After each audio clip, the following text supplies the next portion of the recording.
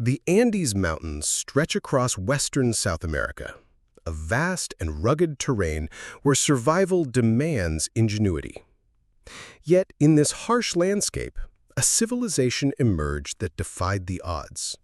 The Huari Empire, rising around 600 CE, expanded across modern-day Peru, forging a powerful state that endured for centuries. Unlike the coastal Moche or the highland Tiahuanacu, the Huari did not rely solely on monumental architecture or isolated city-states. Instead, they built an empire through a revolutionary administrative system that allowed them to control vast territories, diverse populations, and complex economies. But how did they do it? What mechanisms did they use to maintain order across such a sprawling domain? The answer lies in their sophisticated governance, a system that blended military strength with bureaucratic control, religious ideology, and economic integration. This was not just a kingdom, it was an empire unlike any the Andes had seen before. To understand the Huari, one must first grasp the world they inherited, the challenges they faced, and the innovations that set them apart. Before the rise of the Huari, the Andes were a patchwork of independent polities, each vying for control over fertile valleys, highland plateaus, and coastal trade routes. The Moche, Huari, Riquay, and Cachamarca cultures flourished in relative isolation, their power confined to localized regions. Without a centralized authority, these societies relied on kinship networks, ritualized warfare, and shifting alliances to maintain stability. Yet by the 6th century CE, a new force was emerging in the central highlands. The Huari, centered around their capital near modern-day Ayacucho, began expanding their influence through a combination of military conquest and strategic diplomacy. Unlike their predecessors, who built grand temples and elaborate tombs, the Huari focused on consolidation, creating a network of satellite centers that extended their reach far beyond their heartland. Their rise was not sudden but deliberate, a calculated effort to impose order on a fragmented world. As they absorbed neighboring territories, they faced a critical challenge: how to govern an empire without the written language or coinage that defined other ancient civilizations. The answer lay in their administrative system, one that would shape the Andes for centuries to come. The Huari Empire did not have a written language, yet it managed to govern a vast and diverse territory with remarkable efficiency. How did they achieve this? The answer lies in their administrative system, a sophisticated network of governance that relied on visual symbols, standardized infrastructure, and a centralized bureaucracy. At the heart of this system was the principle of mitmaq, a policy of controlled population movement that ensured loyalty and stability across the empire. The Huari relocated groups of skilled artisans, farmers, and laborers to newly acquired territories, integrating them into local communities while maintaining a direct link to the imperial center. This strategy prevented regional autonomy from becoming a threat to imperial authority. In addition, the Huari established a tiered administrative hierarchy, with regional governors overseeing clusters of settlements and reporting directly to the capital. These officials, known as qollqas, were often drawn from local elites who had been co-opted into the imperial system, ensuring continuity while reinforcing Huari control. To manage economic production and resource distribution, the Huari developed an intricate system of storage facilities known as qollqas. These structures, built in strategic locations, stored surplus food, textiles, and other goods, ensuring that resources could be redistributed efficiently across the empire. This system not only provided stability in times of drought or conflict, but also allowed the Huari to exert control over local economies. By regulating access to essential goods, they ensured that communities remained dependent on the imperial administration. The Huari also standardized architectural styles, road networks, and religious iconography, reinforcing a sense of unity across their vast domain. These innovations allowed the Huari to maintain control without the need for a standing army in every province, demonstrating that their power was not just military, but deeply embedded in the fabric of daily life. Religion was not merely a spiritual force in the Huari Empire. It was a cornerstone of governance. The Huari rulers positioned themselves as divine intermediaries, linking their authority to sacred traditions that legitimized their rule. This strategy was not unique in the Andes, where earlier civilizations like the Chavin and later the Inca also used religious ideology to consolidate power.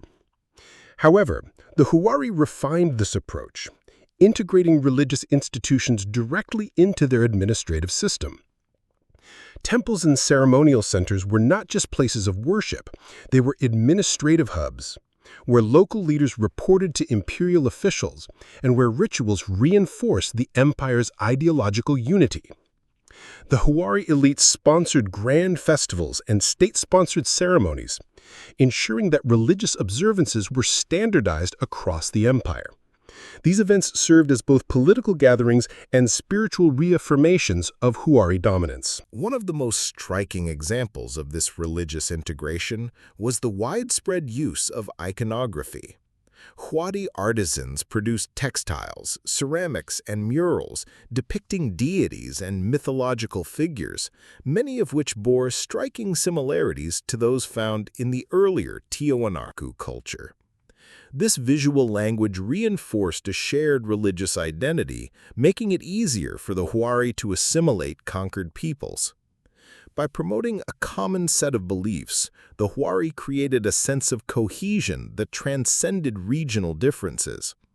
Additionally, religious officials played a key role in governance, overseeing temple-based economies and managing the distribution of offerings and tribute. This dual role of religious and administrative authority ensured that the Huari could maintain control without constant military intervention. Through a combination of divine legitimacy, standardized rituals, and religiously sanctioned governance, the Huari ensured that their rule was not only accepted but actively embraced by the populations they governed. A vast empire cannot function without efficient communication and transportation, and the Huari understood this better than most. Their road system, an intricate network of pathways stretching across the Andes, was one of the most advanced in the pre-Columbian world. Unlike the later Inca roads, which became legendary for their scale and engineering, the Huari roads were designed with a different purpose in mind.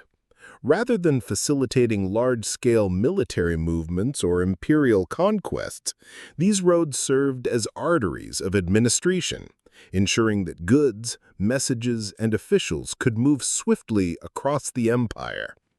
The Huari constructed stone-paved roads that connected their capital to key administrative centers, satellite settlements, and resource-rich regions.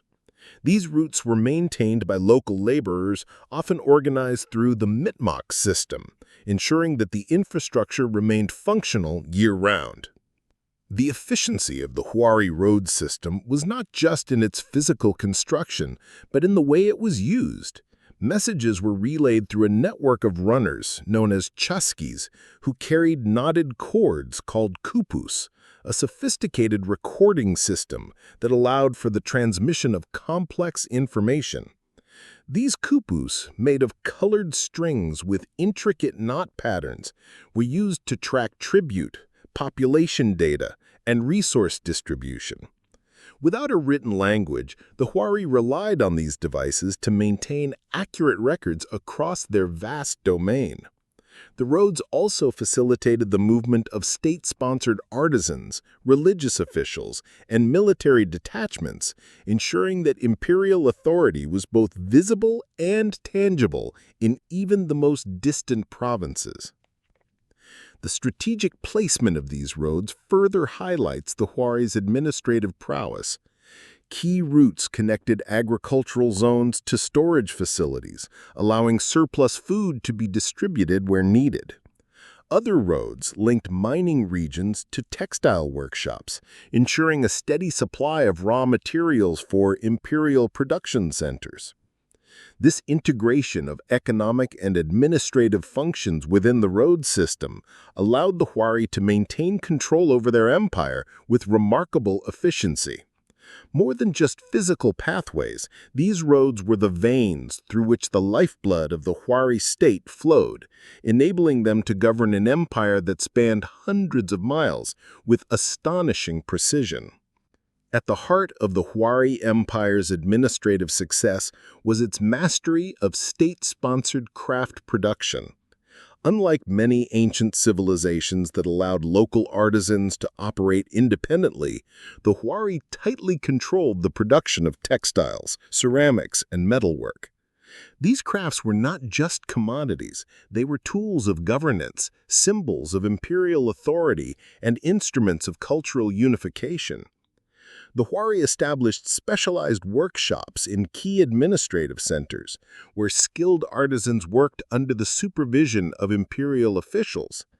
These workshops produced standardized goods that bore the distinctive Huari artistic style, ensuring that the empire's influence was visible across its vast territory. Textiles, in particular, played a crucial role in Huari administration. The Andean world had long placed immense value on woven cloth, and the Huari elevated this tradition to a new level. State-sponsored weavers produced intricate garments that were distributed as rewards, tribute payments, and ceremonial offerings. These textiles were more than just clothing, they were markers of status and loyalty. By controlling the production and distribution of fine textiles, the Huari ensured that local elites remained dependent on the imperial system.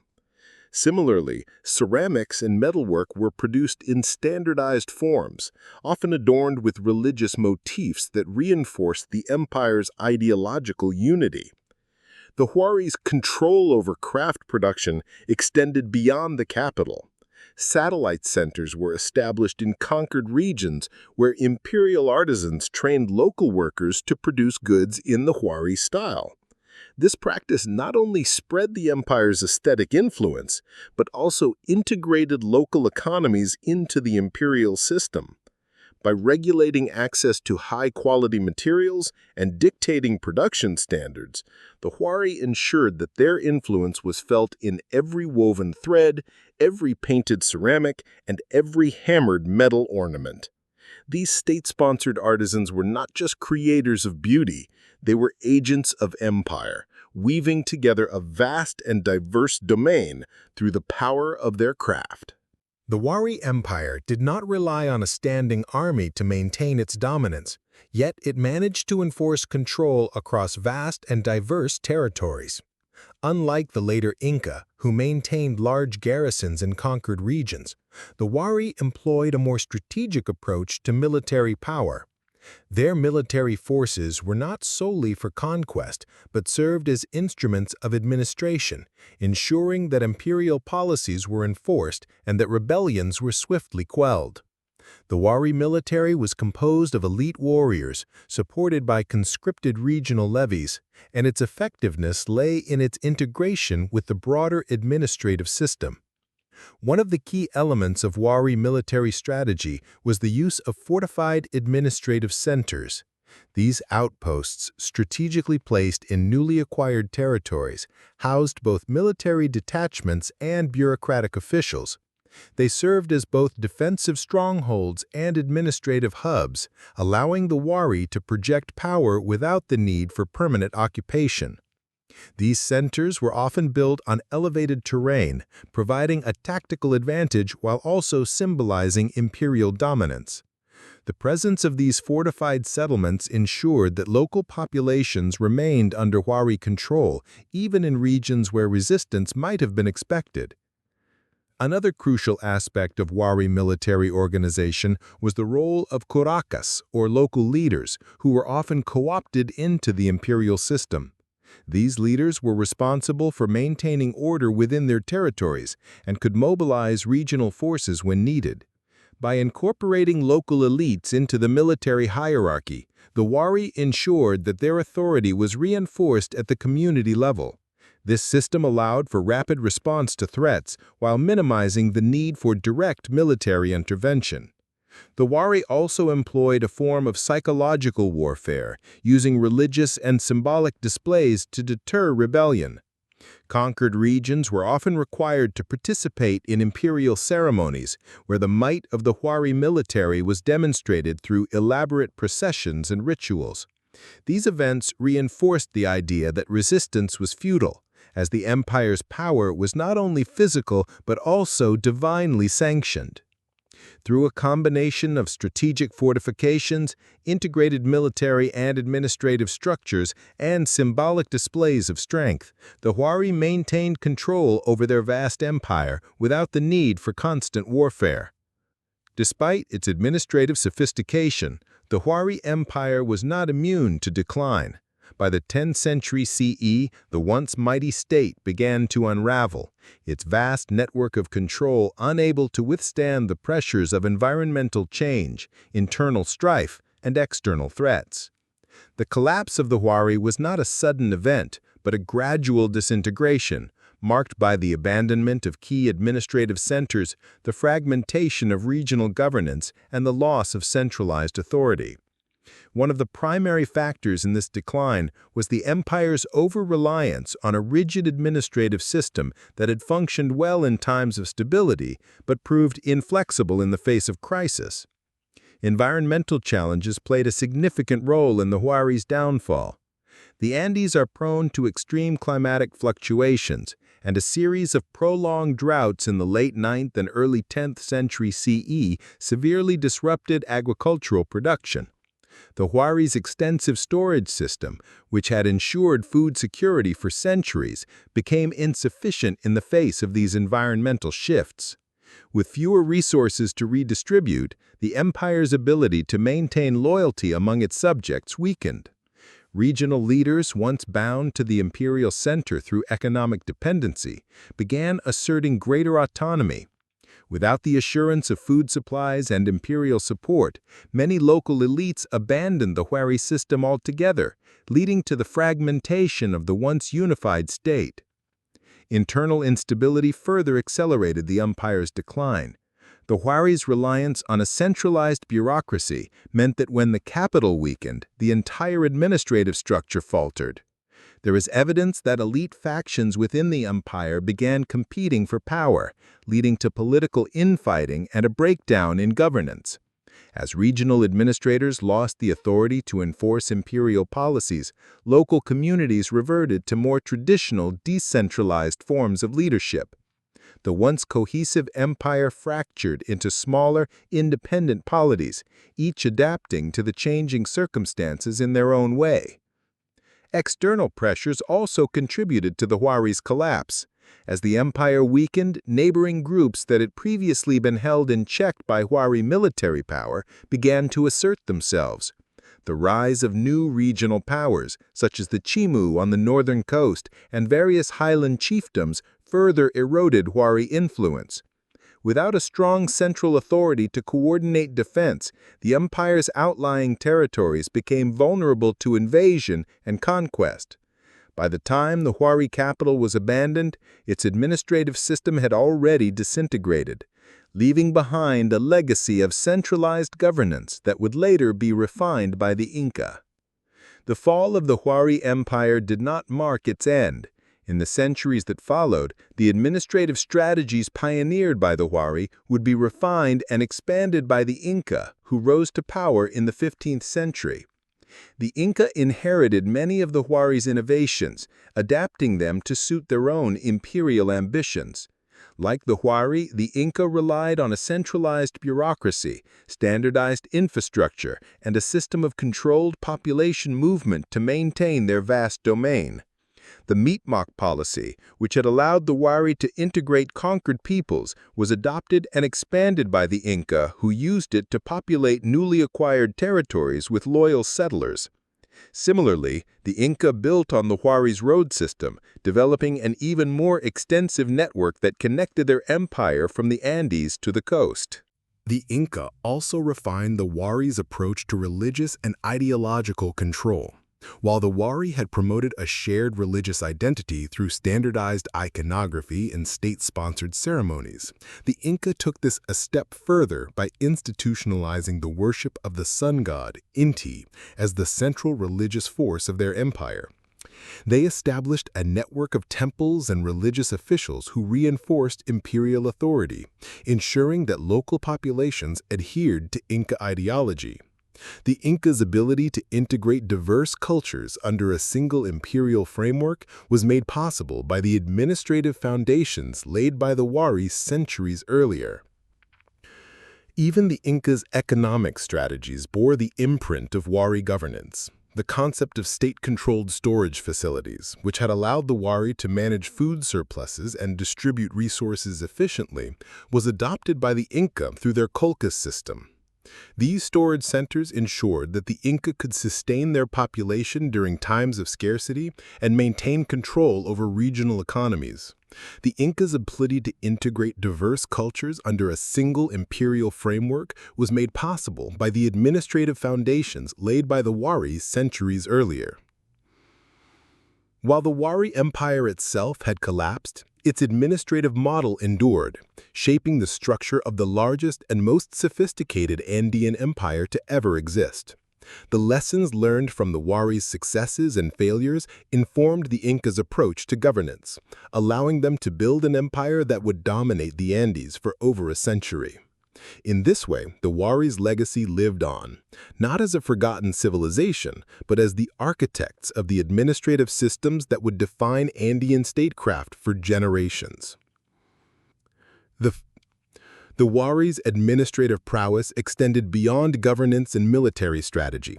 It also left a lasting imprint on Andean urban planning and architecture. Unlike earlier civilizations that built isolated ceremonial centers or small-scale settlements, the Huari developed a network of urban centers that reflected their centralized control and administrative efficiency. These cities were not merely places of residence, but carefully designed hubs of governance, economy, and religion. A capital, known today as Huari, exemplified this approach. It was a sprawling urban complex with meticulously planned districts, monumental architecture, and an intricate layout that facilitated the movement of people, goods, and ideas. One of the defining features of Huari urban planning was the use of standardized architectural forms. Buildings across the empire followed a uniform design with massive stone foundations, interior courtyards, and multi-room structures that served both administrative and religious functions.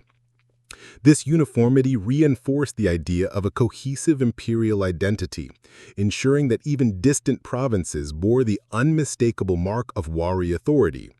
The use of finely cut stone masonry, often employing interlocking blocks without the use of mortar, demonstrated advanced engineering skills that would later be perfected by the Inca. These structures were not only durable, but also symbolic, projecting the power and permanence of the Huari state. The Huari's administrative prowess extended beyond governments and military strategy. It also left a lasting imprint on Andean urban planning and architecture. Unlike earlier civilizations that built isolated ceremonial centers or small-scale settlements, the Huari developed a network of urban centers that reflected their centralized control and administrative efficiency. These cities were not merely places of residence, but carefully designed hubs of governance, economy, and religion. The capital, known today as Huari, exemplified this approach. It was a sprawling urban complex with meticulously planned districts, monumental architecture, and an intricate layout that facilitated the movement of people, goods, and ideas.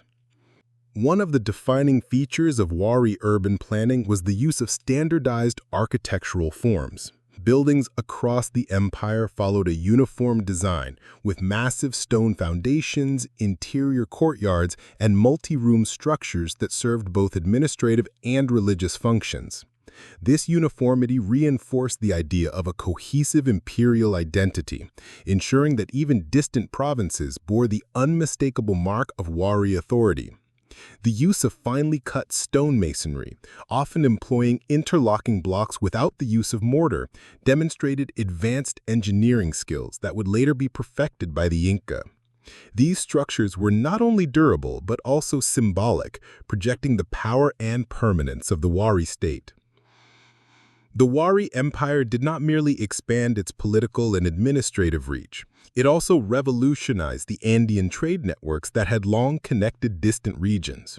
Before the Huari's rise, trade in the Andes was largely localized, with communities exchanging goods within limited geographic areas. Coastal groups traded seafood and cotton for highland maize and llama wool, while mountain-dwelling societies bartered obsidian, salt, and coca leaves. However, the Huari transformed this fragmented system into a structured, empire-wide economy that facilitated the movement of goods across vast distances. By integrating regional economies into a centralized trade framework, the Huari ensured that their influence extended beyond politics and into the daily lives of their subjects. One of the key mechanisms through which the Huari controlled trade was the establishment of standardized exchange routes. These routes, often aligned with the empire's road system, connected the capital to major administrative centers, resource-rich regions, and coastal ports. The Huari maintained these trade corridors by stationing officials in key locations to oversee transactions, collect tribute, and regulate the movement of goods. Unlike earlier Andean trade, which relied on informal barter, the Huari introduced a more structured system in which certain commodities were valued as standardized tribute items. Textiles, dried fish, coca leaves, and precious metals became essential trade goods, often exchanged under imperial supervision to ensure that the state maintained control over economic flows. The Huari also played a crucial role in expanding the reach of Andean trade beyond the empire's borders. Archaeological evidence suggests that the Huari engaged in long-distance trade with distant cultures, including the coastal Chimu and the northern Amazonian societies. Through these exchanges, the Huari acquired exotic materials, such as spondylus shells from Ecuador, which were highly valued for ritual purposes, and tropical feathers from the Amazon, used in elite garments and ceremonial headdresses.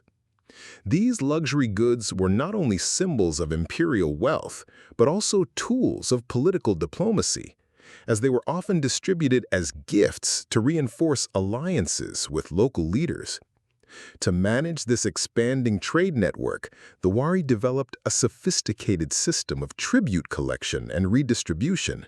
Provincial centers were responsible for gathering surplus goods from local communities and forwarding them to the capital, where they were either stored in state-controlled qollqas or redistributed to support imperial projects.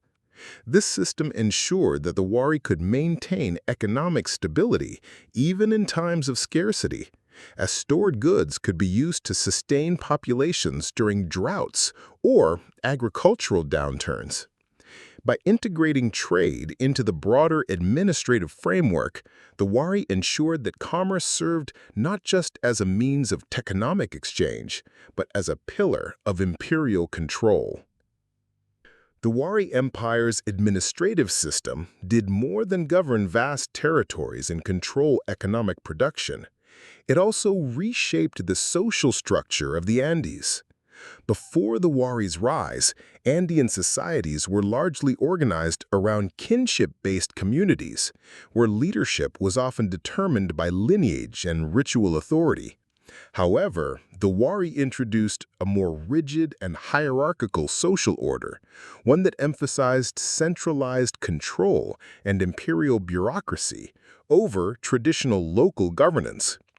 This transformation was not merely a top-down imposition, but a calculated strategy to ensure loyalty, efficiency, and stability across the empire. At the pinnacle of this new social hierarchy stood the Huari elite, a ruling class composed of administrators, military leaders, and religious officials who wielded both political and spiritual authority. Unlike earlier Andean elites, who derived power primarily from religious status or lineage, the Huari elite were often selected based on merit and loyalty to the imperial system. This allowed the Huari to integrate local leaders into their administration, ensuring that governance was not solely dependent on a single ruling family or priestly caste.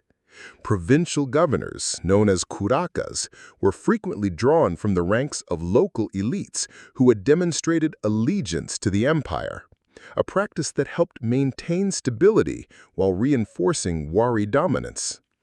Beneath the ruling class, the Huari society was structured into distinct administrative and occupational groups. Skilled artisans, state-sponsored weavers, and specialized laborers formed a crucial tier of the social order, producing the textiles, ceramics, and infrastructure that sustained the empire.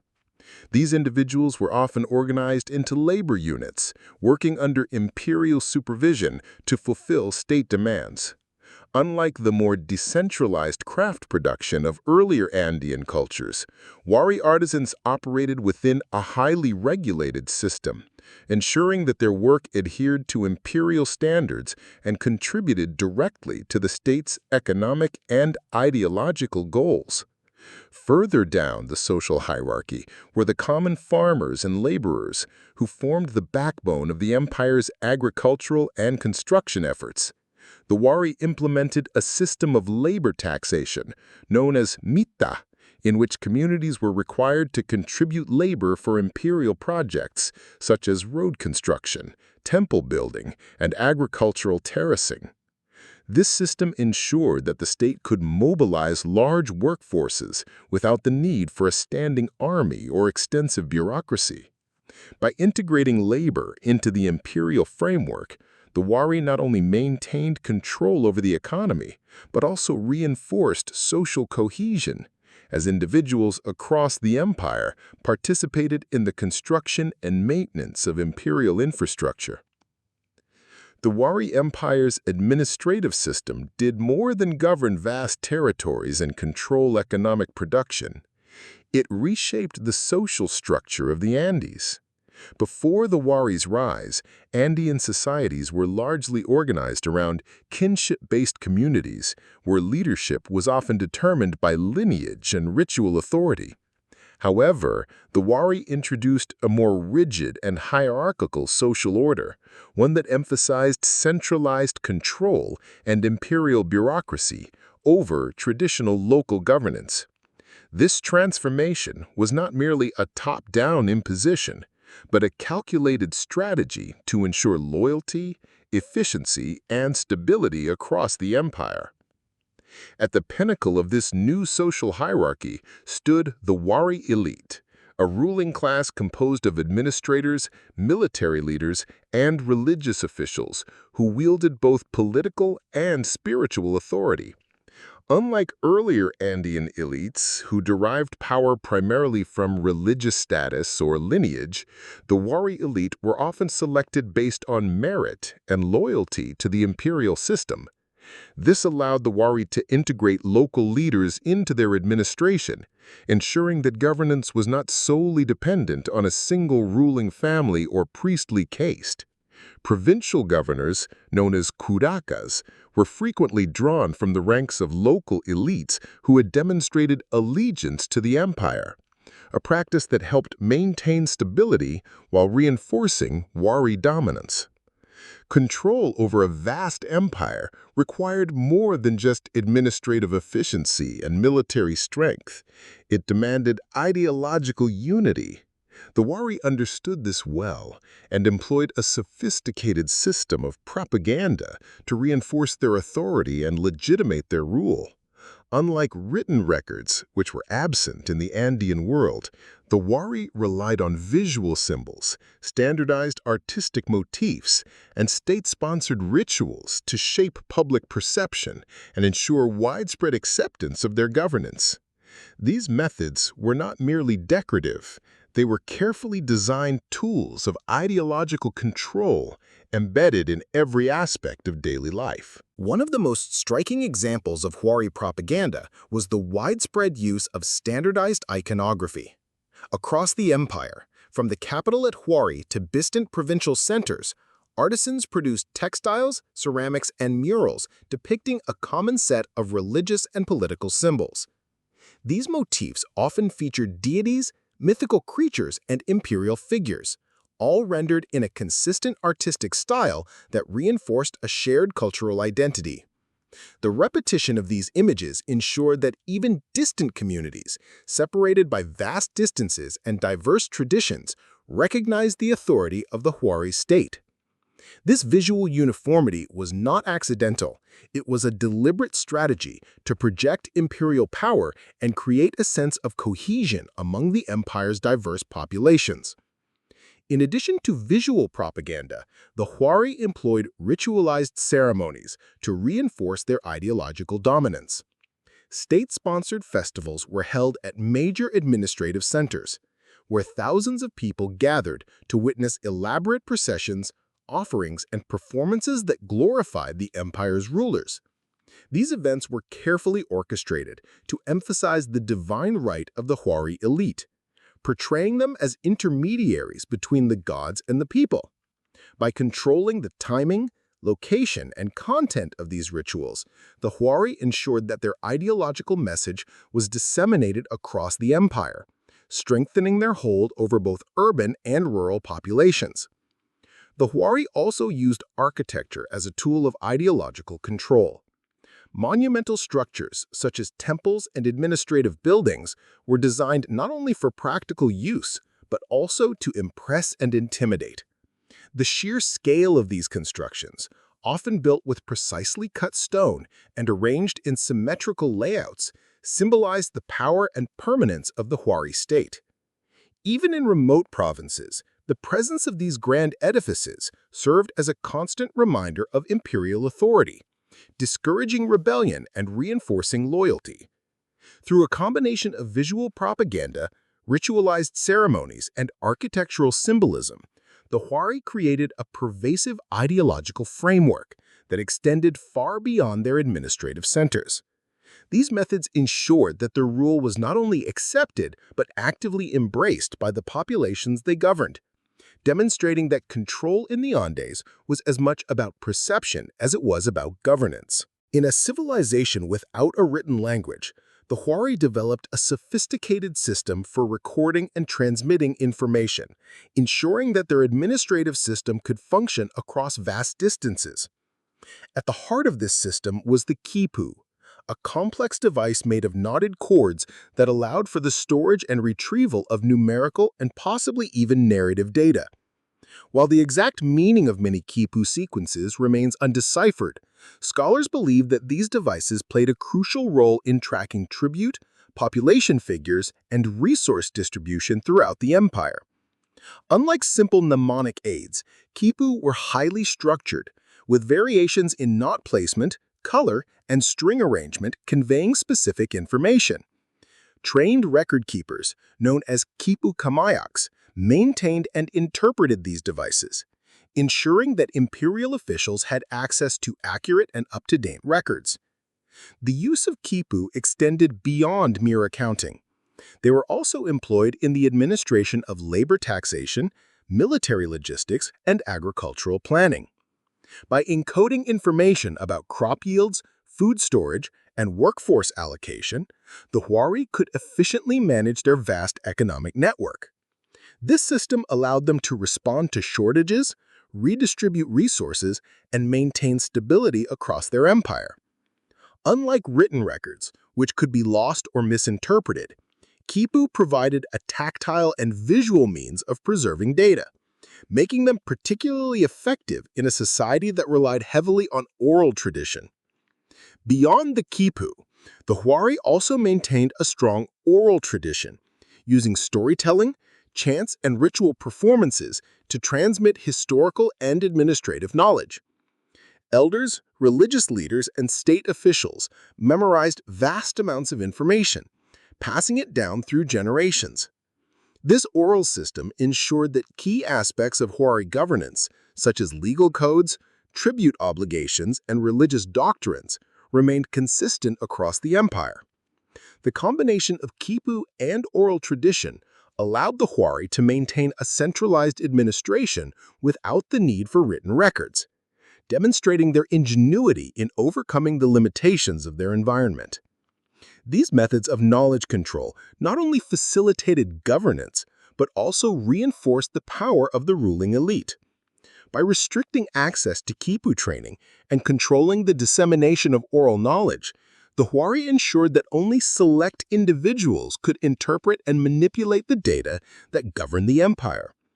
This exclusivity helped maintain the authority of the administrative class, preventing challenges to imperial rule. Even after the fall of the Huari, the quipu system persisted, influencing later Andean civilizations such as the Inca, who refined and expanded upon its use. Through their mastery of knowledge control, the Huari demonstrated that a civilization could achieve remarkable administrative complexity without the aid of written language, leaving behind a legacy of innovation that would shape the Andes for centuries. One of the greatest challenges the Huari faced was integrating the diverse cultures, languages, and traditions of the peoples they conquered. Unlike empires that relied on military occupation or forced assimilation, the Huari developed a more nuanced approach, blending coercion with cultural adaptation to ensure long-term stability. Their strategy was not to erase local identities, but to incorporate them into a broader imperial framework, creating a system where conquered populations could maintain aspects of their traditions, while still acknowledging Huari authority. This careful balance between control and flexibility allowed the Huari to govern an ethnically and linguistically diverse empire without constant rebellion. The key element of this integration was the mitmaq system, which involved the strategic relocation of loyal populations to newly acquired territories. Rather than simply displacing conquered peoples, the Huari moved groups of artisans, farmers, and administrators from the imperial heartland into regions where their presence would reinforce Huari influence. These mitmaq communities acted as cultural and administrative outposts, ensuring that Huari customs, language, and governance were embedded in local societies. At the same time, the Huari did not impose a single cultural identity on their subjects. Instead, they allowed local traditions to persist, as long as they did not threaten imperial authority. This policy of cultural tolerance helped prevent resistance and fostered a sense of shared identity among the empire's diverse populations. The Huari also integrated local religious practices into their imperial system rather than attempting to replace them entirely. While they promoted their own religious iconography and state-sponsored rituals, they often incorporated local deities and sacred sites into their religious framework. This strategy allowed the Huari to present themselves as protectors of regional traditions while simultaneously reinforcing their own ideological dominance. By aligning their rule with existing spiritual beliefs, the Huari ensured that their governance was not seen as an external imposition, but as a continuation of local religious authority. Language played a crucial role in this integration as well. Although the Huari did not impose a single language across their empire, they promoted the use of Quechua, an administrative lingua franca that would later become the dominant language of the Inca Empire. By encouraging the use of Quechua in official communication, the Huari created a common linguistic bridge that facilitated governance across diverse regions. This linguistic strategy, combined with their religious and cultural policies, allowed the Huari to maintain control over a vast and heterogeneous empire, demonstrating that successful imperial rule was not about erasing differences, but about managing them effectively.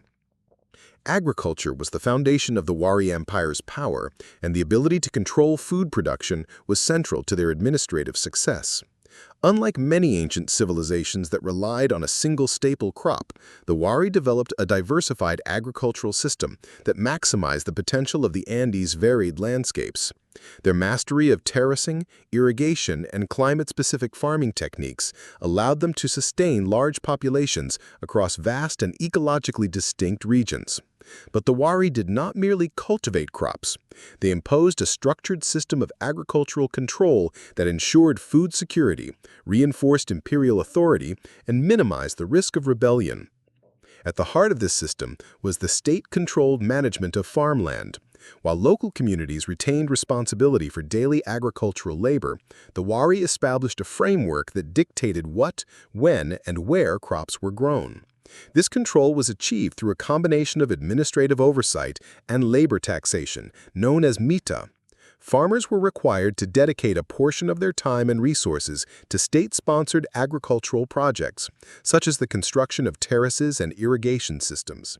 These large-scale infrastructure projects, often built under imperial supervision, transformed previously marginal land into productive agricultural zones, increasing food yields and stabilizing the empire's food supply. The Huari also implemented a system of food storage and redistribution that ensured stability in times of scarcity. Massive storage facilities known as qollqas were constructed near administrative centers and along major trade routes. These structures, often built in clusters, were used to store surplus crops such as maize, potatoes, and quinoa, which could be distributed in times of drought, famine, or military campaign. The ability to control access to these food reserves allowed the Huari to maintain leverage over local populations, ensuring that communities remained dependent on the imperial system for survival. Another key aspect of Huari agricultural control was the regulation of labor through the mitmaq system. Rather than relying on a permanent labor force, the Huari mobilized local populations for specific agricultural tasks, ensuring that labor was efficiently allocated where it was most needed. This system allowed the empire to maintain large-scale agricultural production without the need for a centralized workforce, reducing the risk of labor shortages while reinforcing the state's authority over the peasantry. By integrating agriculture into their broader administrative framework, the Huari ensured that food production was not just a matter of subsistence, but a tool of governance. Their ability to control the production, storage, and distribution of food allowed them to maintain stability across their vast empire, demonstrating that the foundation of imperial power was not only built on military might and bureaucracy, but on the careful management of the land itself. In the arid and unpredictable climate of the Andes, water was not just a necessity, it was a source of power. The Huari Empire understood this better than most, and their mastery of water management played a crucial role in their ability to sustain agriculture, control populations, and maintain imperial stability. Unlike earlier Andean societies that relied on localized irrigation systems, the Huari developed a centralized approach to water management, constructing vast networks of canals, reservoirs, and terraces that ensured a steady supply of water across their empire. These engineering feats were not only practical but also political, reinforcing the Huari's authority by demonstrating their ability to control nature itself. One of the most remarkable aspects of Huari water management was their use of large-scale canal systems. These canals, often built with precisely cut stone and reinforced with earthen embankments, channeled water from highland rivers and glacial melt to agricultural terraces and urban centers. By controlling the flow of water, the Huari ensured that even the most arid regions could support intensive farming. These irrigation networks were maintained through the mitmaq system, with local communities required to contribute labor for their upkeep. This not only ensured that the infrastructure remained functional, but also reinforced the empire's authority over local populations, as access to water became a tool of governance. In addition to canals, the Huari constructed massive reservoirs to store water during periods of abundance and release it during times of drought. These reservoirs, often located near administrative centers and agricultural zones, allowed the Huari to mitigate the effects of climatic fluctuations, ensuring that food production remained stable even in harsh conditions. Some of these reservoirs were integrated with terraced farming systems, where water was carefully distributed across stepped fields to maximize efficiency. These terraces, reinforced with stone walls, not only prevented erosion, but also regulated soil temperature, allowing crops to thrive in the challenging Andean environment.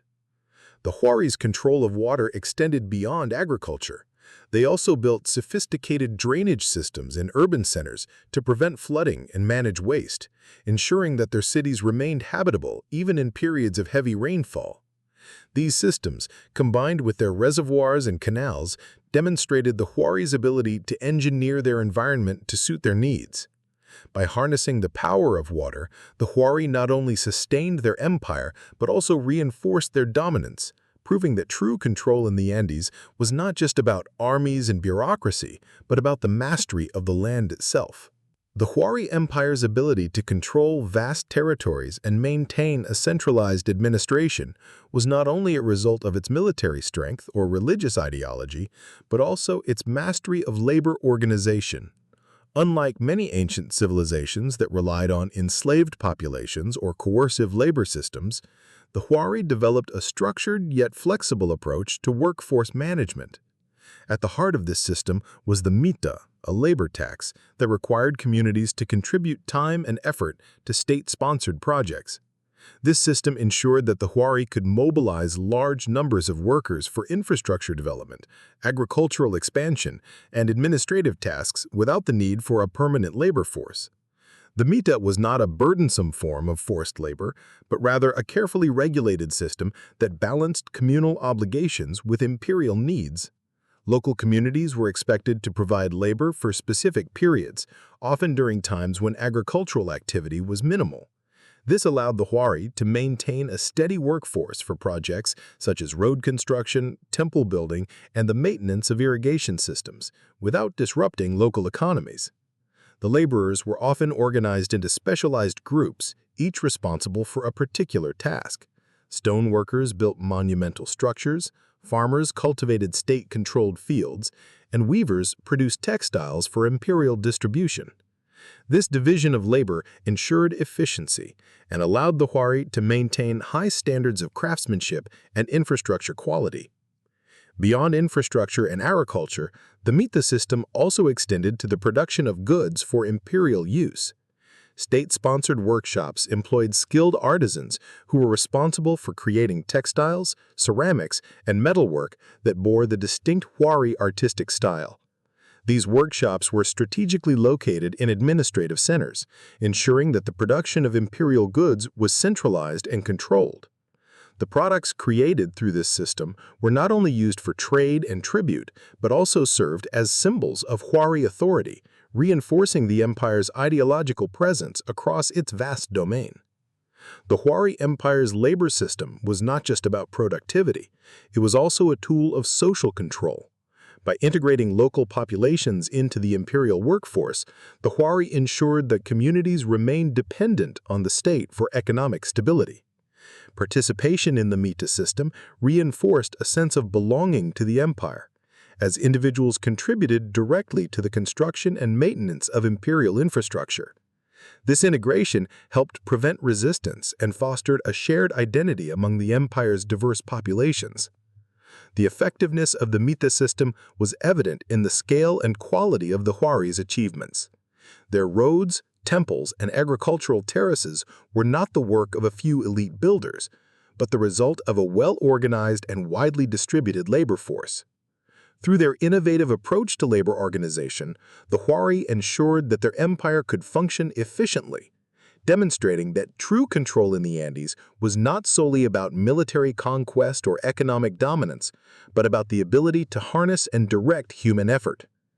The Huari Empire's administrative system was not only about controlling distant provinces and managing resources, it was equally concerned with maintaining stability within its own ruling class. The elite, composed of administrators, military leaders, and religious officials, played a crucial role in the empire's governance, and the Huari developed a sophisticated system to ensure their loyalty and cooperation. Unlike autocratic regimes that relied on a single ruler, the Huari maintained a balance of power among different elite factions, preventing any one group from becoming too dominant. This careful management of elite networks allowed the Huari to sustain their empire for centuries, even in the face of internal competition and external threats. One of the key mechanisms through which the Huari controlled their elite was the integration of local leaders into the imperial administration. Rather than replacing conquered elites with Huari appointees, the empire often co-opted regional rulers, granting them positions within the imperial hierarchy. These local leaders, known as qollqas, were given administrative responsibilities in exchange for their loyalty, ensuring that they had a vested interest in maintaining the stability of the empire. By allowing local elites to retain a degree of authority, the Huari reduced the risk of rebellion while reinforcing their own control. This system of shared governance allowed the Huari to maintain a vast and diverse empire without the need for constant military intervention.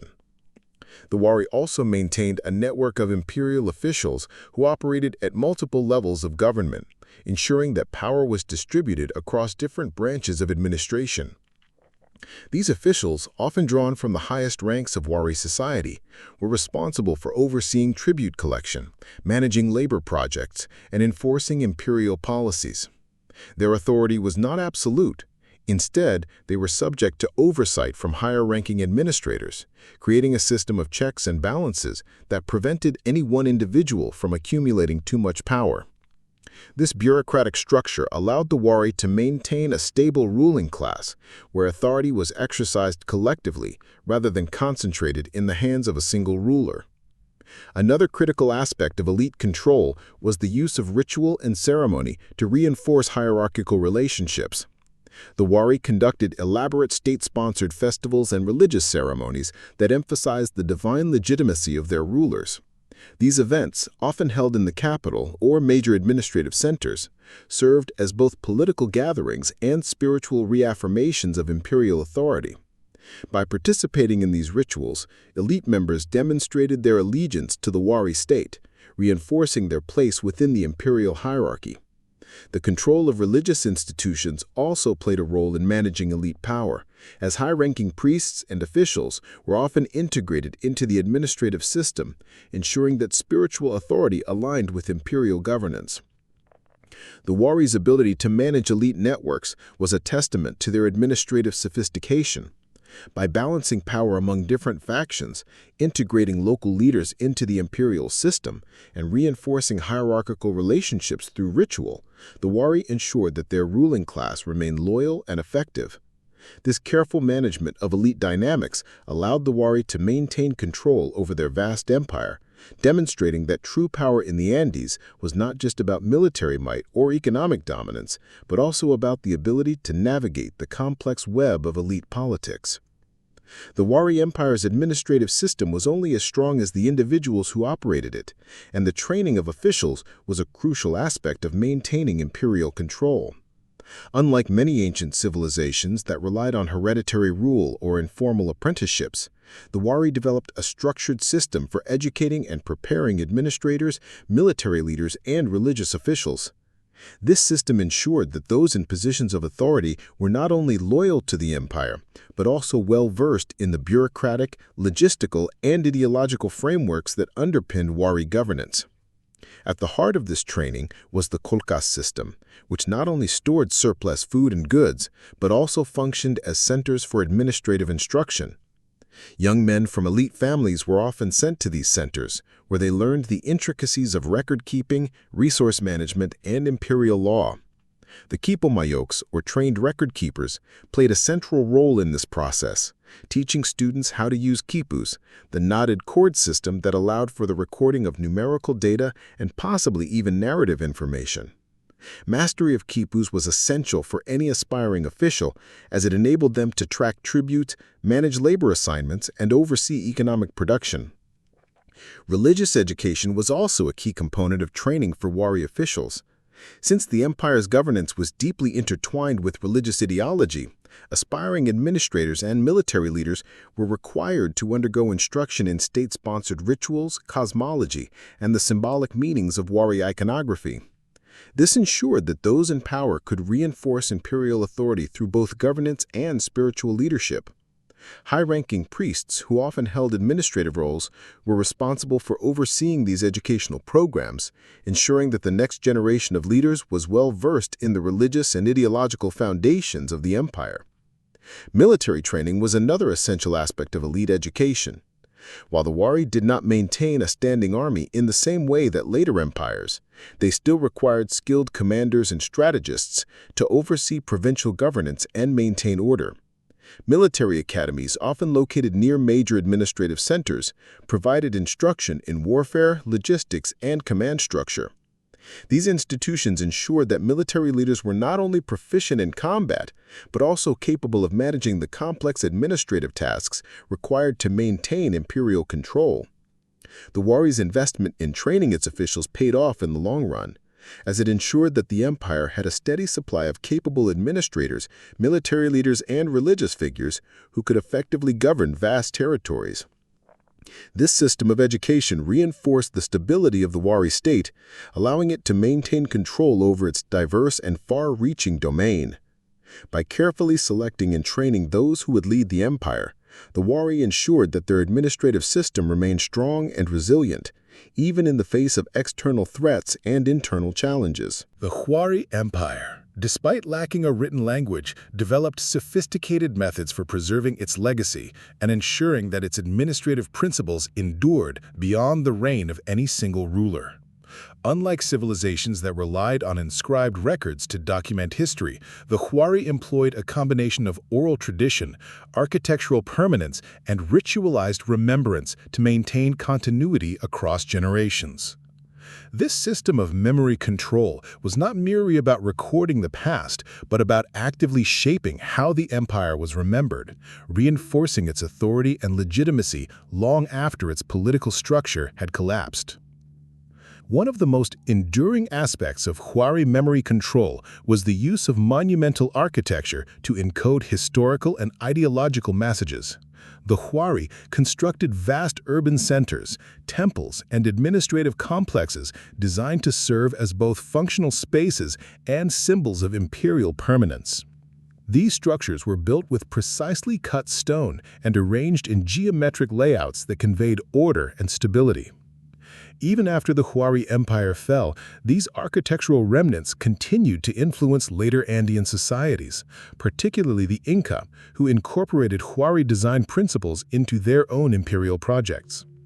The sheer scale and durability of these constructions ensured that the Huari's presence remained visible across the Andes, reinforcing their legacy through the built environment. Ritualized remembrance played a vital role in maintaining the Huari's ideological continuity. State-sponsored ceremonies, often held at major administrative centers, served as public affirmations of imperial authority. These events were not only religious in nature, but also political, as they reinforced the divine right of Huari rulers and celebrated past conquests. By embedding historical narratives into recurring rituals, the Huari ensured that their achievements were passed down through generations. Even after the empire's decline, local communities continued to participate in these ceremonies, preserving elements of Huari ideology long after imperial governance had ended. Oral tradition also played a vital role in the Huari's memory control. Elders, priests, and state officials memorized vast amounts of historical and administrative knowledge, passing it down through structured storytelling. These oral records included accounts of conquests, legal codes, and tribute obligations, ensuring that the principles of Huari governance remained accessible even in the absence of written documentation. This reliance on oral history allowed the Huari to maintain a coherent administrative framework despite the lack of a formal writing system. Later Andean civilizations, including the Inca, adopted and expanded upon this tradition, demonstrating the lasting impact of Huari memory practices. The Huari's approach to memory control was not merely about preserving the past, but about actively shaping the future. By embedding their administrative principles into architecture, ritual, and oral tradition, they ensured that their influence extended beyond their political decline. Even as new powers rose in the Andes, the legacy of the Huari endured, shaping the governance, religious practices, and cultural identity of the region for centuries to come. The Huari Empire did not merely seek to control the living, it also sought to extend its influence into the afterlife. In Andean cosmology, death was not a final end, but a transition to another realm where ancestors continued to play a role in the affairs of the living. The Huari, recognizing the power of ancestral veneration, integrated the control of the dead into their administrative system, ensuring that their rulers and elite officials maintained authority even beyond death. This belief system reinforced imperial legitimacy, as deceased rulers were often deified and worshipped as divine protectors of the state. By carefully managing the rituals, burials, and commemoration of the dead, the Huari ensured that their authority remained unchallenged even in the face of political change. One of the most striking aspects of Huari mortuary practices was the elaborate treatment of elite burials. Unlike the more modest interments of commoners, the tombs of high-ranking officials and rulers were designed to reflect their status and reinforce their enduring presence in the empire. These burials often included rich grave goods, textiles, ceramics, and finely crafted metalwork that symbolized the deceased's role in the imperial hierarchy. Some elite tombs were even constructed with multiple chambers, containing the remains of attendants or sacrificed individuals, a practice that emphasized the ruler's continued power in the afterlife. These grand burials were not just acts of reverence, they were statements of imperial continuity, ensuring that the memory of the deceased remained tied to the stability of the state. The Huari also established ritual centers dedicated to ancestor worship, where offerings and ceremonies were performed to honor the dead. These sites, often located near administrative centers or within the capital itself, served as focal points for imperial religious practices. By controlling access to these sacred spaces and dictating the rituals performed there, the Huari ensured that the veneration of ancestors remained aligned with state ideology. This allowed them to reinforce the divine legitimacy of their rulers, as deceased emperors were often deified as intermediaries between the gods and the living. Through these carefully orchestrated rituals, the Huari maintained a sense of continuity, ensuring that their authority was not only exercised in the present, but also preserved for eternity. Even after the Huari Empire collapsed, the influence of their funerary traditions endured. Later Andean civilizations, particularly the Inca, adopted and expanded upon these practices, continuing the tradition of ancestor veneration as a means of legitimizing rule. The Huari's ability to extend their control beyond death was a testament to their sophisticated understanding of governance, demonstrating that true imperial power was not only about ruling the living, but also about shaping the legacy of the dead. The Huari Empire's administrative system was not only concerned with earthly matters, but also with the celestial realm. In Andean cosmology, the heavens were not merely a distant expanse, but an active force that influenced the fate of rulers, the cycles of agriculture, and the stability of the empire. The Huari, like many Andean civilizations before and after them, closely observed the movements of celestial bodies, integrating astronomical knowledge into their governance, religious rituals, and urban planning. This alignment of the empire with the cosmos was not just a matter of spiritual belief, it was a calculated strategy to reinforce imperial authority and ensure that the Huari's rule was perceived as divinely ordained. One of the most significant ways the Huari incorporated astronomy into their administration was through the orientation of their cities and temples. Archaeological evidence suggests that many Huari urban centers and ceremonial structures were carefully aligned with key astronomical events, such as solstices and equinoxes. These alignments were not accidental. They were designed to reflect the Huari's understanding of cosmic order and their ability to harness it for governance. By constructing their capital and provincial centers with precise astronomical orientations, the Huari reinforced the idea that their rule was in harmony with the universe, making resistance to imperial authority seem not only futile, but also against the natural order. The Huari also used celestial observations to regulate their agricultural and administrative calendars.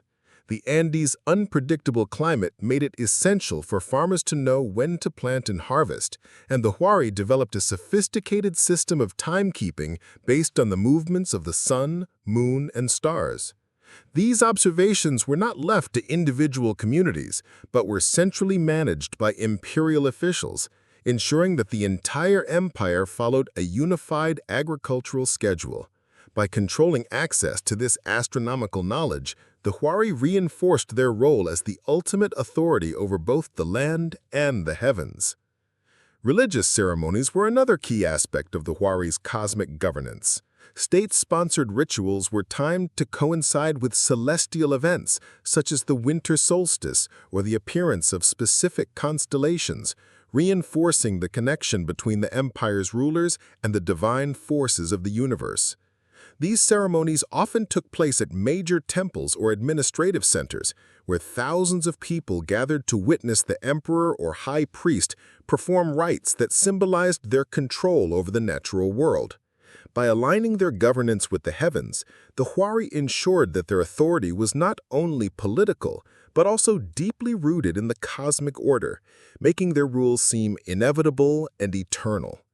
The Huari Empire did not merely inherit the traditions of earlier Andean civilizations, it actively reshaped them to serve its own imperial agenda. By selectively adopting, modifying, and repurposing the cultural and religious practices of their predecessors, the Huari ensured that their rule was seen as a continuation of a grand historical lineage rather than a sudden disruption. This strategic manipulation of the past was not just an act of cultural preservation, but a calculated effort to legitimize their authority and reinforce their dominance over the diverse populations they governed. One of the most striking examples of this historical re-engineering was the Huari's appropriation of Tiwanaku iconography and religious symbolism. The Tiwanaku civilization, which flourished in the Lake Titicaca region centuries before the rise of the Huari, had developed a powerful religious tradition centered around deities such as the staff god, depicted with elaborate headdresses and staffs symbolizing divine authority. Rather than dismissing these beliefs as relics of a bygone era, the Huari integrated them into their own religious framework, adopting the staff god imagery and incorporating Tiwanaku-style motifs into their temples and textiles. By aligning themselves with the spiritual legacy of Tiwanaku, the Huari positioned themselves as rightful heirs to a long-standing Andean tradition, enhancing their legitimacy in the eyes of both their subjects and rival polities. This strategy extended beyond religious symbolism to include architectural and urban planning traditions. The Huari built their capital and provincial centers using construction techniques and city layouts that bore a strong resemblance to those of earlier Andean cultures, particularly the Huari and the Paracas. By replicating the monumental architecture of their predecessors, the Huari created a visual continuity that reinforced the idea of an unbroken Andean civilization under their rule. This was not mere imitation, it was a deliberate effort to craft an imperial identity that resonated with the deep-rooted cultural memory of the Andean world.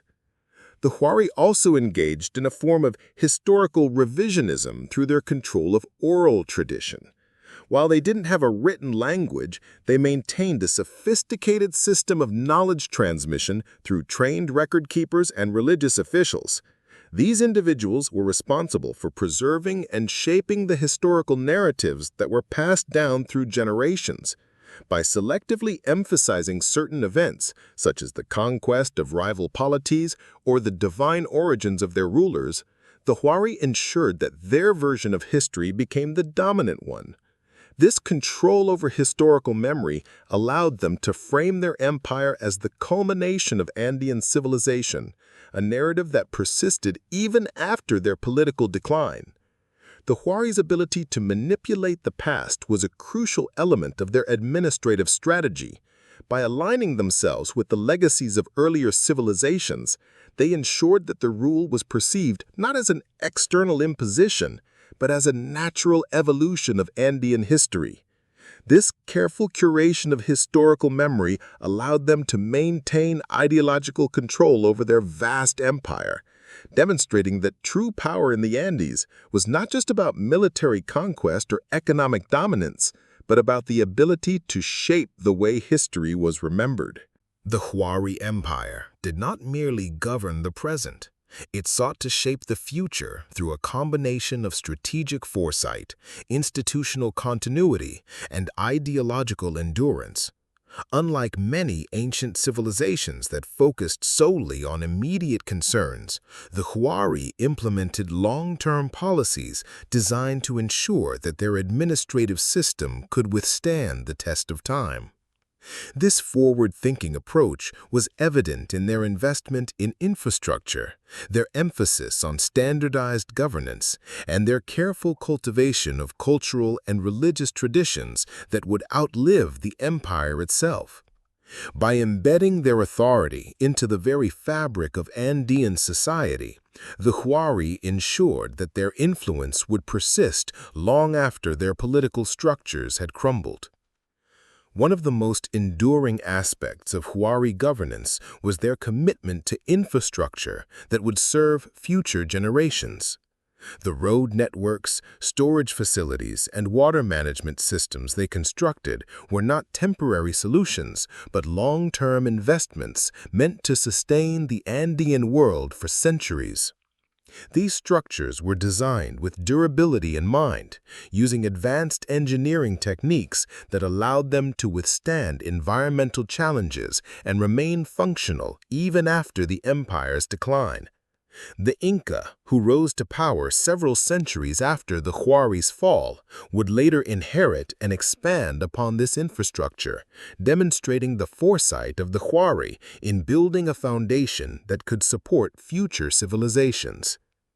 The Huari also ensured continuity through the institutionalization of their administrative practices. By training a dedicated bureaucratic class, establishing standardized record-keeping methods, and promoting a shared cultural identity, they created a system that could function independently of any single ruler or dynasty. This institutional resilience allowed the Huari to maintain stability even in times of political transition, as new leaders could seamlessly assume control of the empire's administrative machinery. This approach contrasted sharply with many other Andean polities, where the death of a ruler often led to political fragmentation. The Huari's ability to sustain governance across generations was a testament to their sophisticated understanding of statecraft. Perhaps the most profound way the Huari ensured their legacy was through the careful cultivation of ideological continuity. By embedding their religious beliefs, artistic motifs, and administrative principles into the cultural fabric of the Andes, they created a framework that future civilizations could adopt and adapt. The Inca, in particular, would draw heavily from Huari traditions, incorporating their road system, labor taxation, and religious iconography into their own imperial structure. Even as the Huari Empire faded into history, its administrative innovations and ideological foundations remained deeply embedded in Andean society, proving that true imperial power was not measured by the length of a dynasty's rule, but by the lasting impact it left on the civilizations that followed.